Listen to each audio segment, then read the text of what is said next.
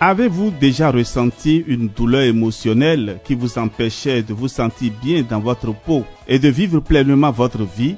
Vous êtes peut-être victime de blessures affectives qui vous empêchent de vous épanouir dans votre vie sentimentale, amicale ou professionnelle.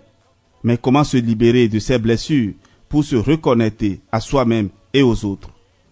Guérir de ces blessures affectives pour se réconcilier avec l'amour et revivre l'amour avec le Père Jean-Raphaël Maritonouji.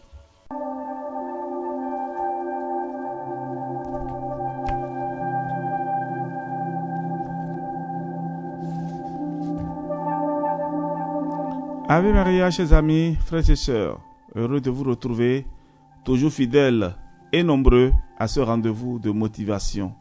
Motivation, votre serviteur, le Père Jean-Raphaël Maritonouji.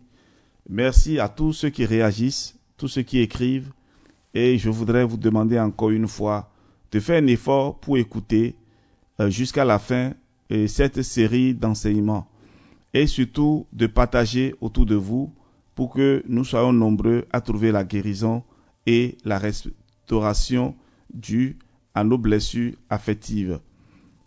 Hier, je parlais donc de la thérapie par l'art et comment, à travers la musique et ce qui nous plaît, voilà, nos distractions, nos talents, l'exercice de nos talents, on peut aider aussi les enfants à se retrouver. Il y a des enfants que vous allez voir très souvent et recroquevillés, repliés sur eux-mêmes dans leur coin et qui ne veulent pas parler avec les autres. Il faut commencer déjà à les intéresser à ce qu'ils aiment, ce qui leur fait plaisir. Et à partir de là, ils vont commencer à communiquer avec le monde autour d'eux. Et ceci les aidera justement et à pouvoir guérir de leurs blessures affectives. Alors, tout enfant qui se replie sur soi, sachez que cet enfant-là a quelque chose dans le cœur que parfois il n'arrive pas à exprimer. Et il faut de la douceur, de la tendresse pour amener donc l'enfant-là à parler. Et tant que l'enfant ne parle pas, on ne pourra pas l'aider. Et donc, ne passez jamais, n'utilisez jamais la violence. Chers parents, chers éducateurs, n'utilisez jamais la violence pour amener un enfant à parler. Ce n'est pas de cette manière que vous pourrez aider un enfant. Certainement, il a ses raisons de se taire. Autrefois, il a tenté de parler et il n'a pas été écouté, ou bien il y a une déception. Parce que très souvent les parents n'arrivent pas à capter le sentiment d'un enfant qui souffre au fond de son cœur. Et les parents aujourd'hui de notre génération n'ont plus le temps. Ils sont pressés par beaucoup de choses. Ils sont à la recherche de l'argent et à la fin, l'enfant est laissé pour lui-même. L'éducation n'est pas ce qu'elle devait être et du coup, les enfants sont éduqués avec la télévision, avec la violence. Les enfants s'éduquent eux-mêmes à travers les amis, les camarades, la télévision et les moyens de communication sociale, la télévision, le portable, l'internet, etc. Alors les parents doivent faire beaucoup d'efforts. Ce n'est pas seulement l'argent qui donne le bonheur à un enfant. L'approche affective doit aider l'enfant à comprendre que j'ai du prix aux yeux de mes parents. Alors, les parents qui n'arrivent pas à consacrer le temps à leurs enfants, je vous en prie, vous êtes en train de détruire l'avenir de vos enfants. Quelle que soit l'occupation que vous avez, quelles que soient les occupations que vous avez, vous devez trouver un temps. Et surtout que nous sommes pendant les vacances ou les congés, vous devez trouver le temps favorable pour prendre les enfants à côté de vous, vous promener avec ces enfants-là et leur manifester toute la chaleur paternelle qu'il y a en vous. Alors, chers amis, ce sont des conseils et je suis sûr que ces conseils tomberont dans des oreilles très attentives. Alors, nous allons continuer aujourd'hui et je vais vous parler à présent, j'ai déjà parlé de la thérapie par l'art et je vais dire ceci. On dit que la thérapie par l'art est souvent utilisée en conjonction avec d'autres formes de thérapie pour aider les personnes souffrant de blessures affectives à guérir. Elle peut être particulièrement utile pour les personnes qui ont des difficultés à verbaliser leurs émotions, qui ont besoin d'un moyen créatif pour exprimer leurs douleurs émotionnelles ou qui ont besoin d'une méthode de relaxation pour réduire leur stress et leur anxiété. En conclusion, la thérapie par l'art est une forme de thérapie expressive qui offre aux individus un moyen créatif d'explorer leurs douleurs émotionnelles et de guérir leurs blessures affectives. La thérapie maintenant par la pleine conscience. Qu'est-ce que c'est? La thérapie par la pleine conscience est une approche qui a gagné en popularité ces dernières années pour aider les personnes à faire face aux blessures affectives. Cette thérapie se concentre sur l'observation et l'acceptation de ses pensées et de ses émotions sans les juger ni les rejeter. Alors, la pleine conscience est souvent associée à la méditation, mais elle peut être pratiquée dans de nombreux autres aspects de la vie quotidienne. Elle implique de se concentrer pleinement sur l'instant présent en prenant conscience de ses sensations physiques et de ses pensées sans se laisser entraîner par elles. Dans le cas de la thérapie par la pleine conscience, le thérapeute peut aider le patient à se concentrer sur le moment présent en utilisant des pratiques telles que la respiration consciente, c'est-à-dire respirer profondément, respiration et expiration, la visualisation ou la méditation guidée. Le but est de développer une plus grande conscience de soi et de ses pensées, de ses émotions et de ses comportements. Même un parent peut pratiquer cette thérapie par la pleine conscience, c'est-à-dire aider l'enfant à faire ressortir ce qui est en lui, ce qui est caché en lui, et surtout aider l'enfant à développer ses talents, lui faire comprendre qu'il n'est pas nul. Et je fais un clin d'œil aux parents qui insultent et souvent les enfants en les traitant de nuls, en les traitant de quelqu'un qui n'est pas au fait voulu.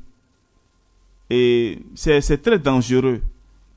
Et j'ai eu à assister un jour à une scène vraiment dramatique. Il y a une fille qui est rentrée dans le puits de la maison et elle s'est suicidée au fait, dans l'eau de la maison. Et parce que les parents ont toujours traité cette fille-là de nulle et parce que elle ne travaille pas bien à l'école et à la maison, quand on lui confie des travaux domestiques, elle n'arrive pas. Et du coup, au lieu de s'asseoir et de parler concrètement avec l'enfant pour voir quels sont ses problèmes, qu'est-ce qu'elle a au fond de son cœur, que ce soit le père ou la mère et même ses frères et sœurs, on la traite très durement. Et donc, comme elle a trouvé qu'elle était inutile dans cette famille, elle est rentrée un jour dans le puits et c'est comme ça, elle s'est suicidée. Et depuis ce jour-là, ils n'ont plus l'eau à la maison et ils étaient obligés de fermer le puits. Chers amis, frères et sœurs, faisons beaucoup attention à ce qui sort de notre bouche. Ce que nous disons aux autres peut rencontrer un terrain déjà négatif, un terrain déjà défavorable et cela peut conduire la personne à l'extrême. Faisons beaucoup attention. Et je demande aussi à ceux qui sont malades entre griffes, c'est-à-dire que ceux qui souffrent d'une certaine manière au fond de leur cœur, ne soyez pas trop sensibles. Si vous voulez vraiment vous trouver mieux et trouver rapidement la guérison, essayez de dédramatiser, c'est-à-dire simplifier tout ce qui se passe autour de vous. Ne tenez pas pour sérieux tout ce qui se dit. Il y a parfois des blagues et considérez très souvent les choses qui se disent auprès de vous comme étant des blagues. Et c'est très important parce que si vous n'arrivez pas à gérer ce stress-là, vous allez vraiment souffrir et à la fin, vous allez perdre votre vie et les autres vont continuer à vivre. Dites-vous toujours que vous avez droit de vie, vous avez aussi droit de parole, vous avez droit de liberté, vous avez le droit d'exprimer ce que vous ressentez dans votre cœur. Alors, en conclusion, je dirais ceci, que la thérapie par la pleine conscience peut aider les personnes souffrant de blessures affectives de plusieurs façons. Gérer par exemple le stress et l'anxiété, améliorer l'estime de soi, c'est-à-dire que celui qui cherche à guérir la personne avec la thérapie par la pleine conscience peut aider donc la personne à améliorer l'estime de soi. Alors, la pleine conscience peut aider à renforcer l'estime de soi en permettant aux personnes de se concentrer sur leurs forces plutôt que sur leurs faiblesses. En se concentrant sur les aspects positifs de leur personnalité et de leur vie, les personnes peuvent se sentir plus en confiance et plus satisfaites de leur vie. Donc, vous allez chercher à relever les côtés positifs de ces enfants qui sont autour de vous, même des personnes âgées. Et je conseille même d'ailleurs que les chefs d'entreprise pensent à avoir au sein de leur entreprise un thérapeute, un psychologue expérimenté, comme on a souvent les médecins de travail. Voilà, il est aussi bien d'avoir un psychologue et pour aider les collaborateurs, pour aider les employés à bien travailler. Cela va renforcer vraiment et les recettes au niveau de l'entreprise. Alors, la thérapie par la pleine conscience peut réduire aussi les symptômes de la dépression. C'est-à-dire quoi? La pleine conscience peut aider à réduire les symptômes de la dépression en aidant les personnes à comprendre et à gérer leurs pensées et émotions négatives. En pratiquant la pleine conscience, les personnes peuvent développer une plus grande conscience de leurs pensées et émotions et apprendre à les accepter sans jugement. Et cela favorise aussi les relations plus saines. La pleine conscience peut aider à améliorer les relations en permettant aux personnes de mieux comprendre leurs propres pensées et émotions ainsi que celles des autres. En développant une plus grande conscience de soi et des autres, les personnes peuvent améliorer leur communication et leur empathie, ce qui peut favoriser des relations plus saines.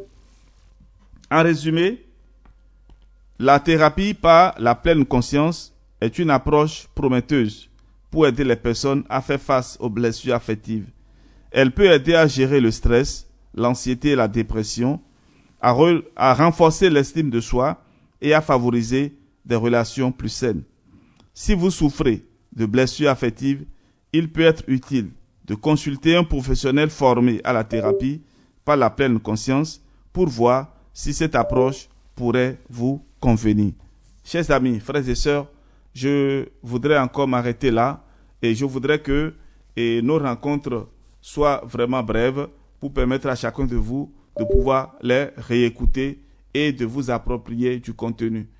Partagez autour de vous ces contenus et ces enseignements et vous allez voir que vous ferez du bien à tant de personnes.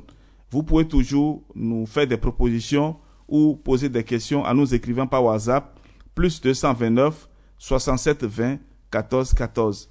Vous pouvez aussi recevoir nos enseignements directement sur votre téléphone et à travers les groupes WhatsApp ou Telegram. Frères et sœurs, soyez bénis et que Dieu notre Père soit votre force et votre joie. Au nom du Père et du Fils et du Saint-Esprit. Amen. À demain pour la suite.